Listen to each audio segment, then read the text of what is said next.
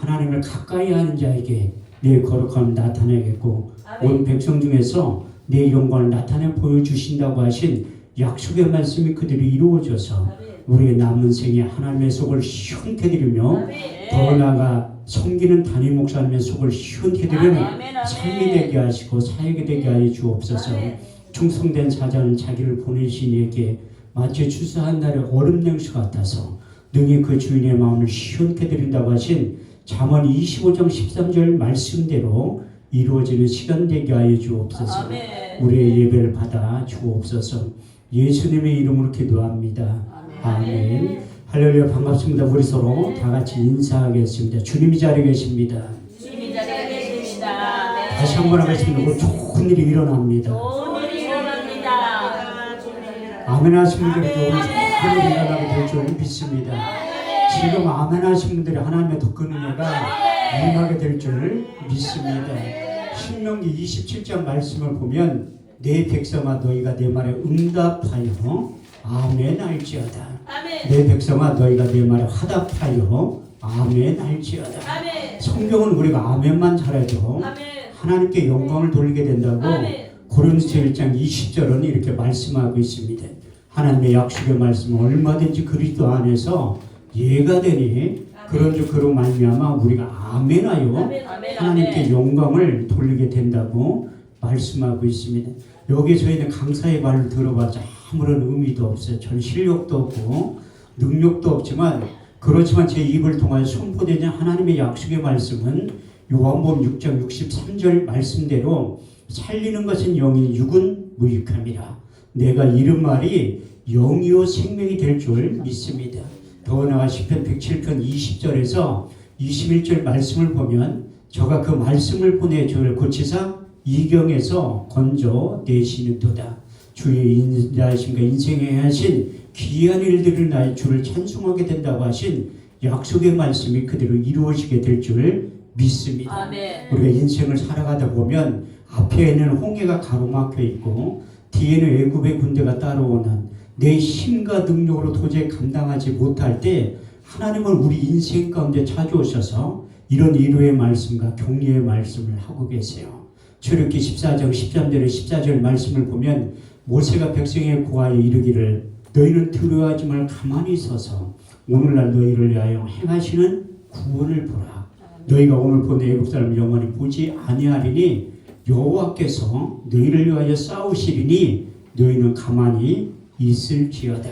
할렐루야. 내 힘과 능력을 도저히 감당하지 못한 일들이 우리의 삶 가운데 인생 가운데 펼쳐질 때 하나님 우리 인생 가운데 찾아오셔서 우리를 대신하여 싸워 주실 때 이런 현상이 나타난다고 바울은 고린도서 4장 8절과 고린도서 6장 9절 10절을 통해서 두 군데에서 이렇게 고백하고 간증하고 있습니다. 우리가 사방으로 우겨싸움을 쌓이지 아니하고 답답한 일을 당하여 낙심하지 아니하고 핍박을 받아도 버림받지 아니하고 거꾸로 틈을 당하여도 망하지 않게 되리라. 무명한 자 같으나 유명한 자야. 죽은 자 같으나 보라 우리가 살고 징계를 받은 자 같으나 우리가 죽음을 당하지 아니하고 근심하는 자 같으나 항상 기뻐하고 가난한 자 같으나 많은 사람들을 부유케 하고 아무것도 없는 자 같으나 모든 것을 소유한 자로 만들어 주신다고 하신 약속의 말씀이 바울에게 임했던 동일한 은혜와 역사와 저와 여러분들에도 그대로 이루어지게 되는데 단 조건이 있다는 거예요. 하나님 지금도 예배자를 찾으시고 두세 사람 내 이름으로 모인 곳에 나도 그들 중에 있겠다고 약속하신 그 주님을 만나고 경험하고 체험하면 바울에게 임했던 그 능력이 저와 여러분들의 삶 가운데 사역 가운데 그대로 이루어지게 될 줄 믿습니다. 하나님이 지금도 예배자들을 찾고 계세요. 그 예배라는 단어가 처음에 어디에 등장하면 하나님의 아브라함을 부르시고 독자 이삭을 번제물로 드리려고 할 때 예배라는 단어 샤가 등장하고 있는데 창세기 22장 5절에서 6절 말씀을 보면 내가 아이와 저기 가서 예배하고 너에게 돌아오리니 이는 아브라함이 번제의 나무를 가져다가 그 아이 이삭에게 지우고 자기는 손에 칼과 불을 가지고 동행했다고 말씀하고 있습니다. 그 예배라는 단어 히브리 원문에 보면 샤라는 뜻인데 두 가지의 뜻을 내포하고 있어요. 첫 번째는 무릎 꿇고 경배하다.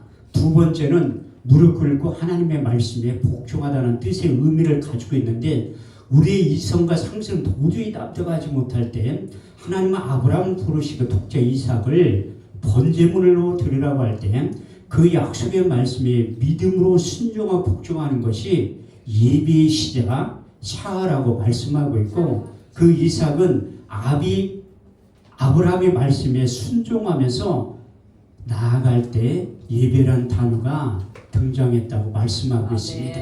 그러므로 진정한 예배는 철저한 자기 부인과 철저한 복종을 담보로 하고 있습니다. 그래서 하나님은 지금도 예배자를 찾으시고 하나님이 찾으신 예배자들 안에 들어오면 이런 현상이 나타난다고 말씀하고 있습니다.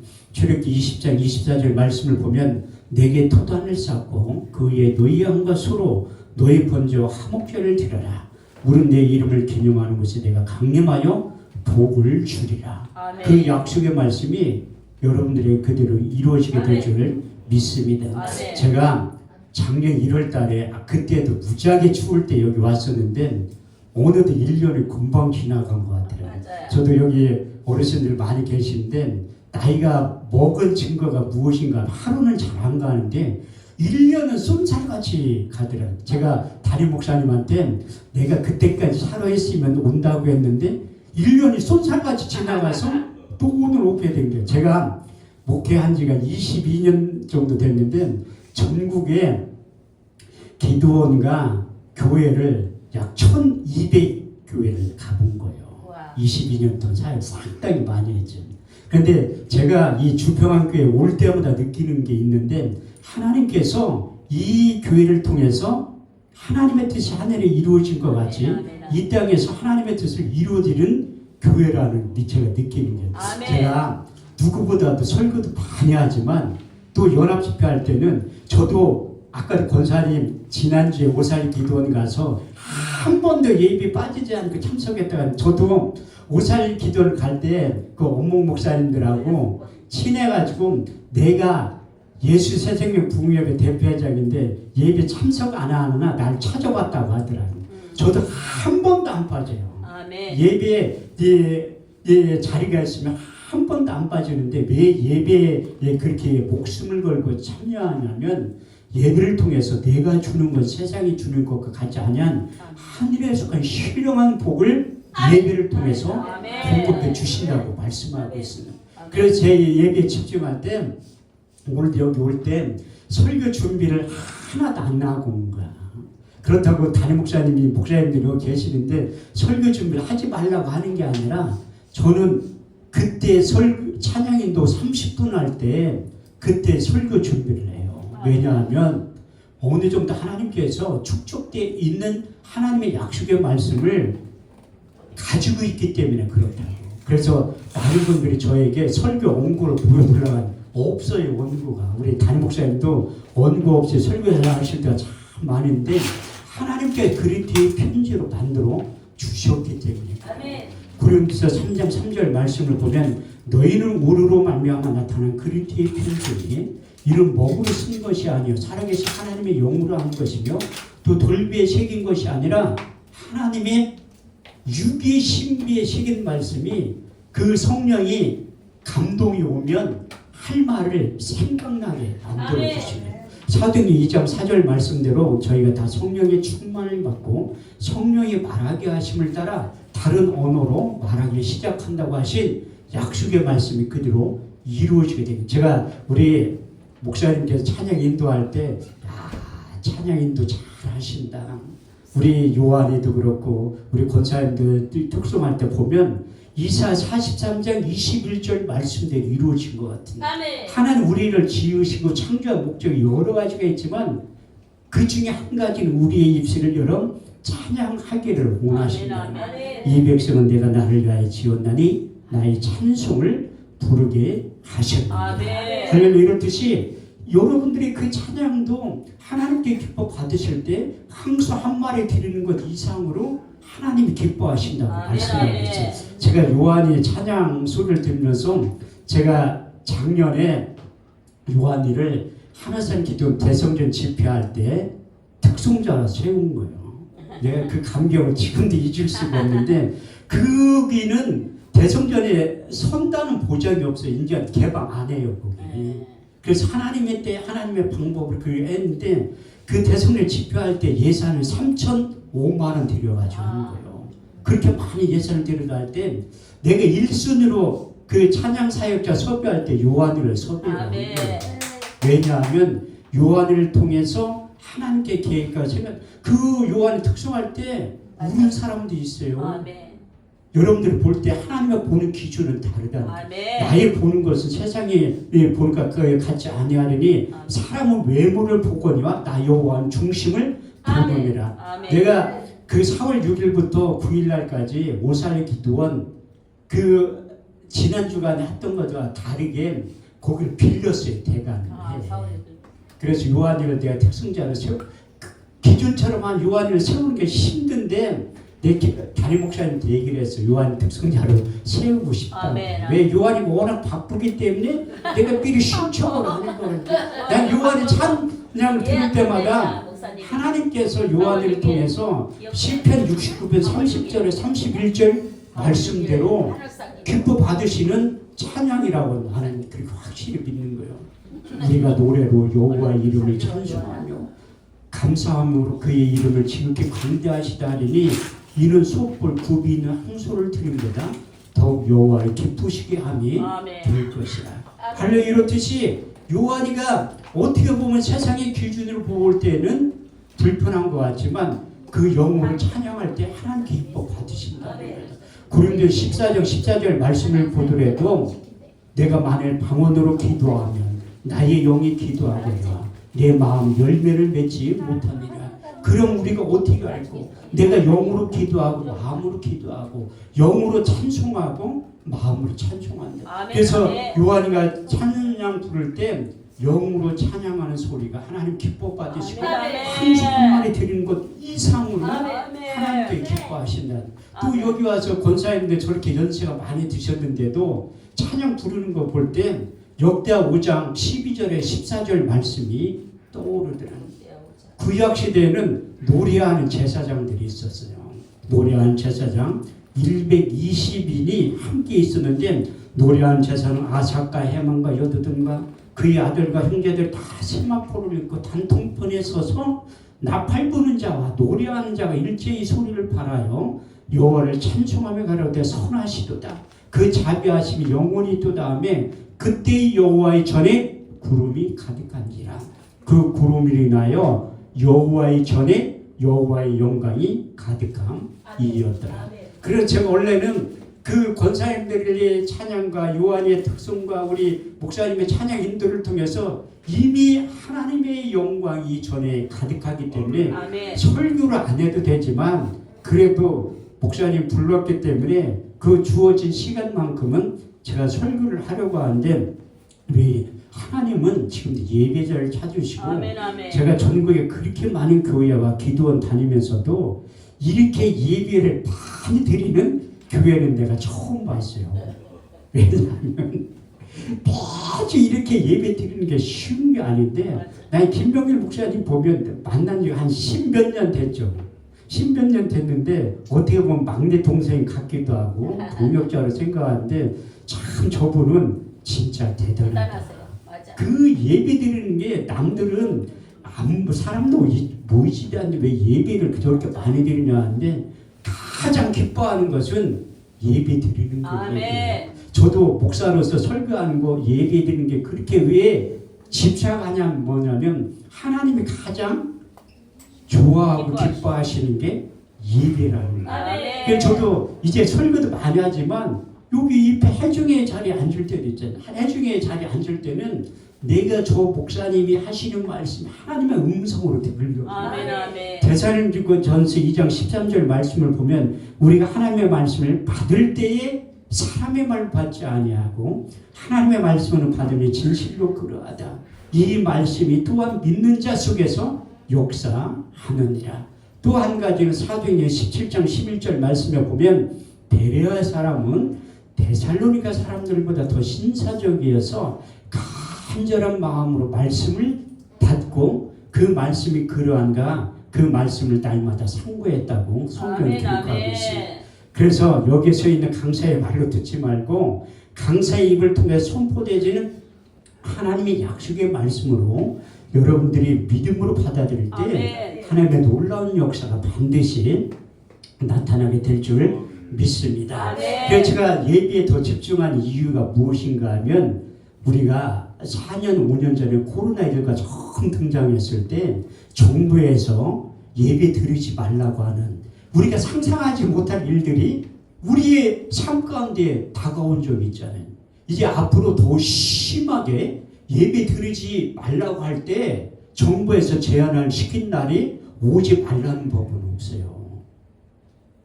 그래서 여러분들이 자유스럽게 예배 드릴 때 와서 최선을 다해서 예배를 드려야 되는 이유가 바로 거기에서. 그때 제가 하나님께서 많은 것들을 코로나 때 경험시켰지만 한 가지는 언론에서 떠들썩하게 KBS, MBC, SBS 8시, 9시 뉴스 할 때 인천에 있는 모 지역이 목사님하고 교회가 등장했던 곳이 있는데 그 코로나19가 조금 시작할 때 그 중심에 제가 있었는데 기자들의 눈과 귀를 다 막고 제 이름은 쏙 빠졌더라고요. 그때 토요일 날 예배를 드린 거예요. 약 30명의 사람들이 모여서 예배를 드렸는데 앞에는 교회가 요만해 사이즈가 이만한데 5명의 목사님들이 찬양 인도를 하는 건데 이 강사를 여기 맨 앞에 했는데 침을 다 튀긴 거 얼굴에 5명이 나중에 알고 보니까 다 코로나 확진자야. 사회본 목사님도 코로나 확진자다. 갈 때 똥 먹으라 준 사모님도 나중에 알고 보니까 코로나 확진자세요. 거기에 30명의 사람들이 있었는데 20명이 코로나 확진자라. 그래서 난리가 난 거예요. 제가 그때 화성시에서 수원과학대학교 옆에서 기도원을 할 때인데 화성시 보건소에서 연락이 온 거야. 거기 갔다 오셨죠? 물어보다 내가 어떻게 알았냐니까 핸드폰 위치 추적하면 다 나온다는 거야. 어떻게 알았냐니까 거기 가서 뭐 했니? 아 내가 직업이 목사인데 뭐 했겠냐. 가서 기도하고 찬양하고 설교하고 왔다니까 빨리 가서 코로나19 검사를 받으라는 거야. 근데 나는 응답을 받은 적이 있어요. 코로나19가 처음 등장했을 때 하나님 앞에 여쭤본 거야. 코로나19를 통해서 전 세계 많은 사람들이 죽어가는데 여기에서 자유함을 얻을 수 있는 방법이 무엇입니까? 그렇게 기도했을 때 하나님께 2가지 응답의 말씀을 주신 적이 있어요. 첫 번째 시편 23편 4절 내가 사망한 음침한 골짜기로 다닐지라도 해를 두려워하지 않는 것은 주께서 나와 함께 하시느니라. 주의 막대기와 지팡이가 나를 안위하시리다. 두 번째 역대하 7장 13절에 16절 홍내가 하늘을 닫고 비를 내리지 아니하거나 홍내가 메뚜기를 보내어 토산을 먹게 하거나 홍내가 내 백성 가운데 연병을 보내 유행하게 할 때에 내 이름을 일컫는 내 백성이 그 악한 길을 떠나 스스로 겸비하여 기도하여 내 얼굴을 구하면 내가 하늘을 듣고 내 죄를 사하며 내 땅을 고치리라. 여기 와서 하는 기도에 내 눈과 귀를 기울이니 내가 이전을 택하고 거룩하게 하여 내 이름을 영영히 거기 있으리라 하였느니라. 내 눈과 마음이 항상 여기에 있느니라. 할렐루야. 이렇듯이 코로나19로부터 가장 안전지대 청정시대가 어딘가 하면 우리 주님의 핏값으로 세우신 교회와 기도원이 가장 안전지대라는 걸 깨달은 다음에 그때 집회를 더 많이 했던 것 같은. 그래서 전국을 다니며 집회를 하는데도 주변에 있는 많은 분들은 코로나19가 다 감염이 됐는 저는 한 번도 걸린 적이 없다는 거예요. 왜냐하면 하나님의 약속의 말씀이 약의 역할을 하는 걸 경험한 적이 있어요. 제가 처음에 교회를 개척할 때 제 나름대로 인물되지 실력되지 능력되지 하나님은 반드시 청담동이나 압구정동에서 교회를 개척시켜줄 줄 알았는데 웬걸 이사야 55장 8절에 9절 말씀을 보면 내 생각은 너의 생각과 다르며 내 길은 너희 길과 달라서 아멘. 하늘이 땅보다 높은 거지. 내 생각은 너희 생각보다 높으니라. 아멘. 이 말씀이 경험이 되고 처음 제가 분당에 15년 살았는데 지금의 태평사동 그렇게 못 사는 동네가 있는지조차도 몰랐는데 하나님은 거기에서 교회를 개척하기를 원하셨다는. 처음에 개척할 때는 제 의미를 몰랐는데 시간이 좀 지나고 나니까 왜 거기에서 청담동이나 압구정동의 교회를 개척시키지 않은 그 못 사는 동네에서 교회를 개척한 이유를 깨닫게 되더라고요. 지금은 실비보험이 하나님이야. 맞아. 실비보험 들은 사람들은 목사님한테 기도받으러 안 와요. 다 병원부터 몰래 갔다가 못 고친다고 하면 기도 받으러 온다니까. 내가 볼 때는 여기 주평안교회 담임 목사님의 능력이 상당히 많이 나타나서 이 주변에 있는 병원 다 문 닫아야 돼. 아멘. 병원 갈 일이 없이 기도 받으면 다 나는데. 아멘. 저도 그런 믿음을 갖고 거기에서 교회를 개척합니다. 아멘. 세 사람 승보원께 교회 간판을 크게 2개 붙여놓으니까 사람들이 기도받으러 오더라고. 그게 브랜드의 힘이야.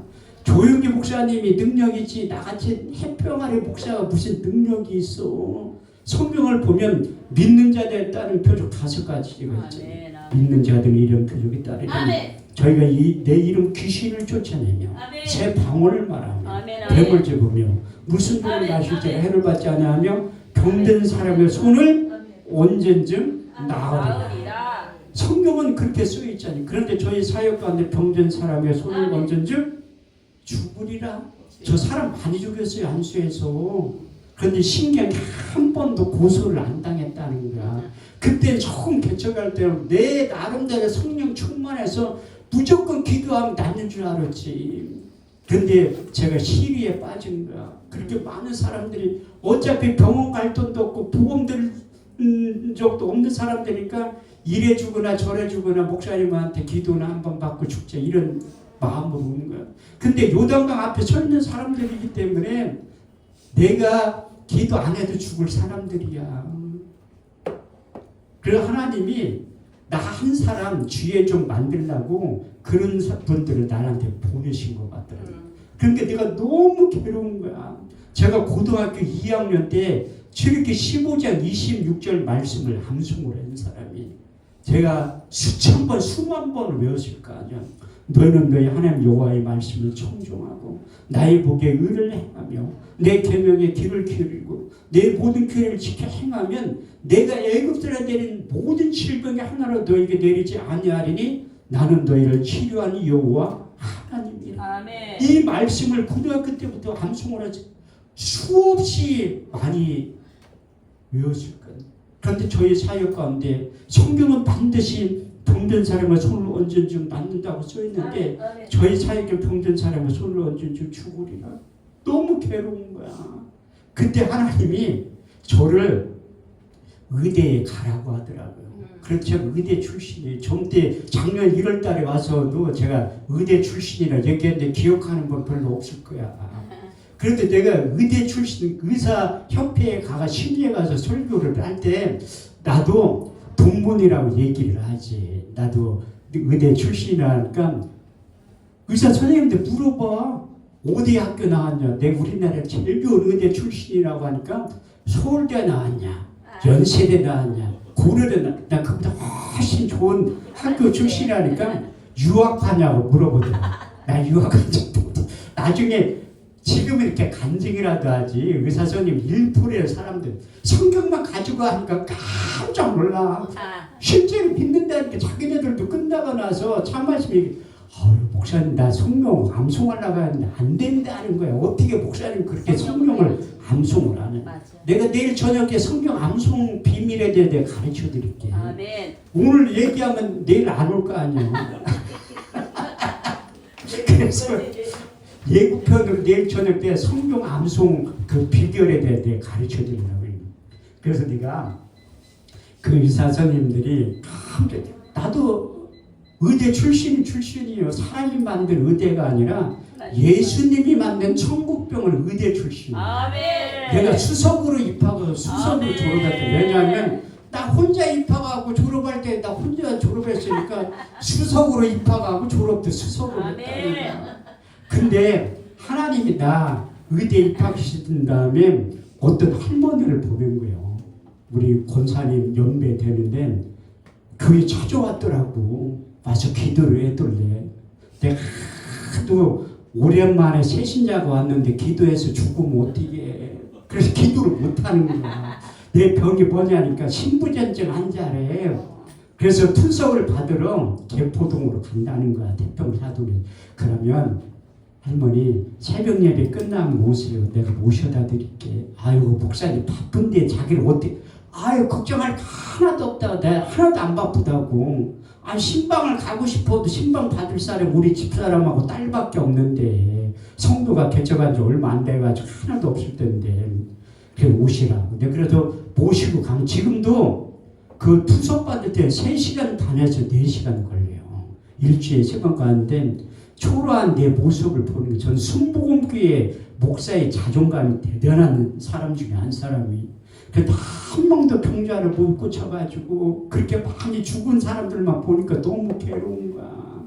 그러면서 3시간 반 동안 기다리면 차에서 성경을 새롭게 읽기 시작한 거예요. 성경 읽다 보니까 우리 주님께서 가르치고 고치시고 전파하셨던 3대 사역이 마태복음 4장 23절에서 24절 말씀에 정확하게 기록되어 있다. 예수께서 온 갈릴리에 두루 다니사 저희 해당에 천국 복음을 전파하시되 백성 중에 모든 병과 모든 약한 것을 고치셨으니 그의 소문이 온 수라에 퍼진지라.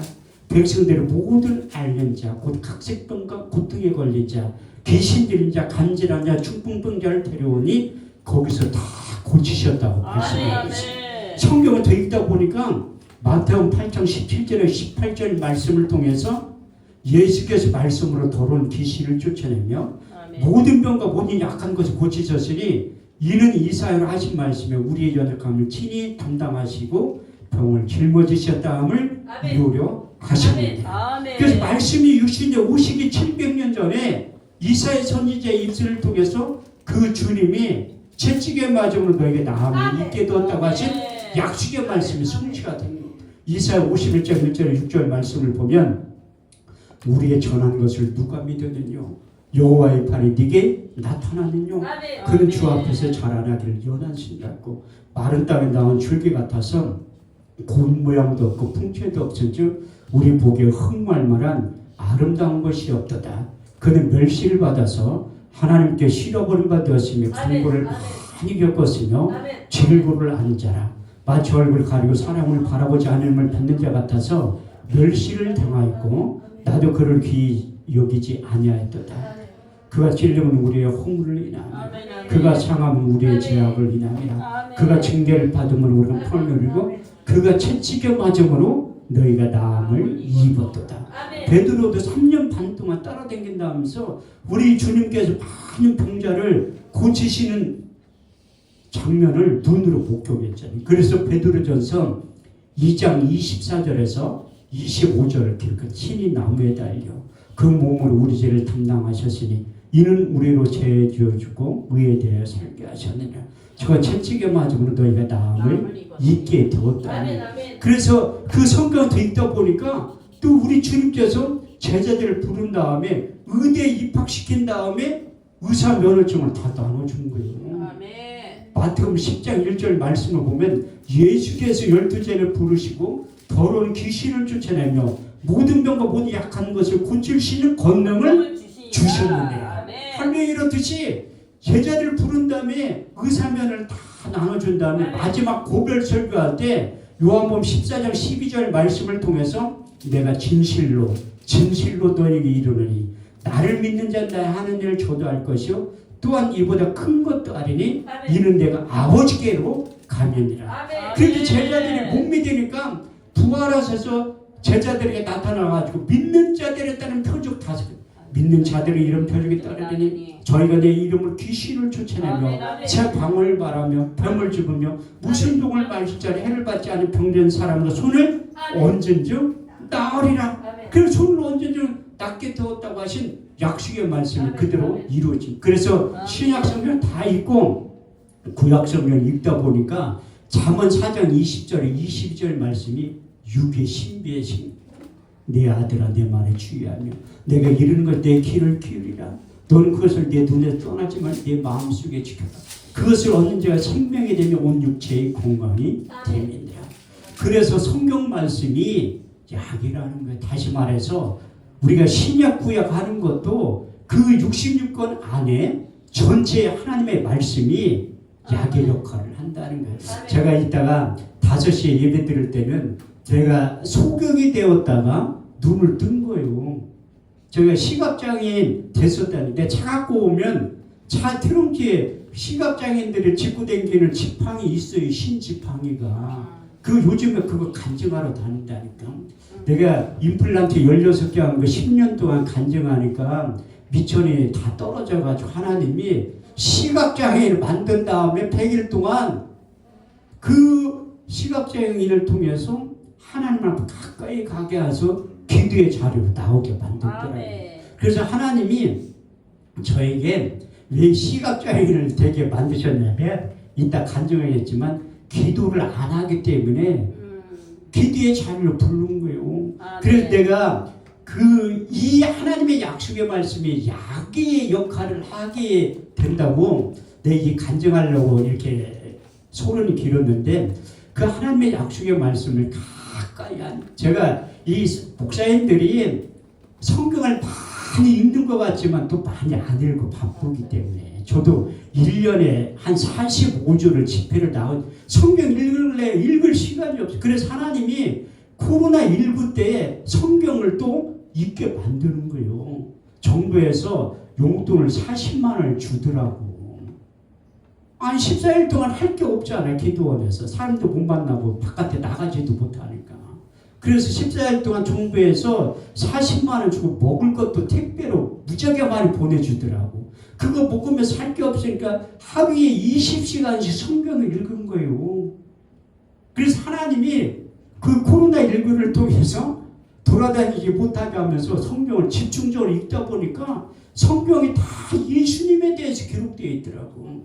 구약 성경은 오실 예수님에 대해서, 신약 성경은 오신 예수님에 대해서, 요한계시록은 다시 오실 예수님에 대해서 기록되어 있더래요. 그래서 마태복음 1장 21절에서 23절 말씀을 보면 예수 그리스도의 나심은 이러하니라. 그 모친 마리아가 요셉과 정혼하고 동거하기 전에 성령으로 잉태된 것이 나타났더니 그 남편 요셉은 의로운 사람이라. 저를 드러내지 않고 가만히 끊고자 생각할 때에 주의 사자가 현모하가로되 다윗의 자손 요셉아 내 아내 데려오길 무서워 말라. 그의 잉태된 건 성령으로 된 것이라. 아들을 낳으니 그 이름을 예수라 하라. 이는 자기 백성을 저희 죄에서 구원할 자심이라. 이 모든 일에 된 것은 선지자로 하신 말씀을 오늘과 같이 이루려 하셨느니라. 그래서 구약 성경에 보면 말씀이 육신에 오신 예수님에 대해서 약 300번에 걸쳐서 기록된 그 대표적인 인물이 이사야 선지자예요. 첫 번째 이사야 7장 14절 말씀을 보면 주께서 친히 징조를 너에게 주실 것이요 보라 처녀가 잉태하여 아들을 낳을 것이요 그 이름을 임마누엘이라 하리라. 두 번째 그 예수의 오심과 존재에 대해서 이사 9장 6절 말씀을 보면 한 아이가 우리에게서 낳고 한 아들을 우리에게 주신 바 되었는데 그 어깨는 정사를 메었고 그 이름은 기묘자라 모사라 전능하신 하나님이라 영존하신 아버지라 평강의 왕이라 할 것이니라. 세 번째 그 예수가 인류의 대속물로 나타나서 십자가의 죽으심과 그 가정과 이유에 대해서 제가 아까도 말씀드렸던 이사야 53장 1절에서 6절은 말씀하고 있습니다. 그 약속의 말씀이 성취되는 부분이 마태복음 1장 21절에서 23절 말씀. 그래서 우리가 그 예수의 이름을 우리에게 주시고 그 예수의 이름을 믿기만 하면 영접하기만 하면 하나님의 자녀가 되는 권세를 우리에게 주셨다고 말씀하고 있습니다. 요한복음 1장 12절에서 13절 말씀을 보면 영접하는 자, 곧 그 이름을 믿는 자는 하나님의 자녀가 된 권세를 주셨으니 이는 혈통으로 육등으로 사람의 뜻으로 난 것이 아니요 하나님께로 다시 태어난 자, 거듭난 자들이 이제 하나님의 자녀가 된다고 말씀하셨고 다른 이름으로 구원받은 이름을 주신 일이 없다고 말씀하고 있습니다. 사도행전 4장 12절 말씀을 보면 다른 이에서는 구원을 얻을 수 없는 천하인간의 구원을 얻을 만한 이름을 우리에게 주신 일이 없다고 말씀하시고 우리가 예수를 주로 신뢰하는 게 쉬운 것 같지만 절대 그렇지가 않아요. 우리 부모님이 돌아가실 때 그렇게 복음을 전하는데도 예수 믿어야 산다고 해도 절대 아멘 소리를 안 해. 저는 이제 그때 신학교 다닐 때 우리 엄마가 아버지가 돌아가시고 지금으로부터 약 한 40년 가까이 됐지. 근데 그때는 장례를 집에서 했잖아요.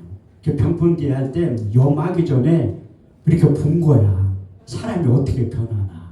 이렇게 보니까 작은 아버지가 너 왜 시체를 자꾸 보냐고. 그래서 내가 효자인 줄 알았는 게요. 그냥 나 보고 싶은 거예요. 사람이 죽으면 사람이 어떻게 변해. 또 그 부모님이 대전 국립묘지를 이렇게 안장하기 전에 선산에서 그 이장을 할 때야. 내가 엄마 해골을 잡고 이렇게 쓰다보니까 지간이 그러는 거야. 그거 만지면 큰일 난대. 아니 난 목사를 상관없다고 해골 만져도 우리 엄마한테 어땠냐고. 그 뼈다귀인데.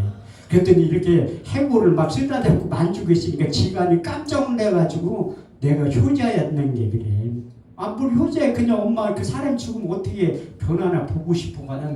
그렇게 부모님한테 예수 믿으라고 해도 안 믿더라고. 그만큼 힘든 거예요. 그 바울이 로마서 10장 9절에 10절 말씀을 기록한 이유가 있어. 내가 만일 내 입으로 예수를 주로 신하며 하나님께 죽은 자 가운데 살리신 것을 내 마음에 믿으면 구원을 얻으리니 사람이 마음으로 믿어 의에 이르고 입으로 시인하여 구원에 이른다고 했는데도 입으로 시인을 안 하는 거예요. 그래서 바울이 고린도 12장 3절 말씀을 통해서 3차 전도 여행을 마치고 로마서와 고린도 전후서를 기록했는데 그래서 성령의 감동하심이 없이는 예수를 입으로 시인할 수 없다 바울을 기록했습니다. 고린도 12장 3절 말씀을 보면 하나님의 영으로 말하는 자는 예수를 저주할 자를 하지 않고 성령으로 아니하고는 예수를 주로 시인할 수 없다고 말씀하고 있습니다. 우리 주님께서 제자들을 이끌고 가이사랴 빌립보 지방에 갔을 때 저도 이스라엘 갔을 때 가장 아름다운 도시가 어디 있냐면 가이사랴 빌립보 지방이 가장 아름답더라고요. 거기에서 제자들에게 너희는 나를 누구라 하느냐 이 질문을 하기 전에 사람들이 나에 대해서 어떻게 얘기를 하느냐 제자들 더러는 세례 요한 더러는 예레미야 엘리야 선지자 중에 하나이다. 그럼 너희는 나를 누구라 하냐 주는 그리스도시요 살아계신 하나님의 아들입니다. 근데 우리 지금 바요나 시모나 복이 있도다. 이를 알게 하는 내 혈육이 아니요 하늘에 계신 내 아버지께서 알게 해주셨기 때문에 예수를 주로 시인할 수 있게 되었다고 말씀합니다. 여러분들도 이 자리에 계신 것은 예수를 주로 시인했기 때문에 하나님의 자녀가 된 거예요. 근데 여러분들이 이제 다 생일은 있잖아요. 부모로부터 태어난 저는 7월 3일이 생일이에요. 그런데 내가 거듭나 중생했을 때도 그때도 영적인 생일이 있는 거예요. 제가 어디 가면 외국인인 줄 알더라고요. 오살리 기도원에서 옛날에 한번 설교하고 내려왔는데 어떤 집사님들이 여자분들이 오더니 야 외국인이 한국말 무지하게 잘하고 근데 그렇게 동남아 사람처럼 보여서 나 태국 갔을 때도 사람들이 나 여권 보자는 사람 한 명도 없더라고.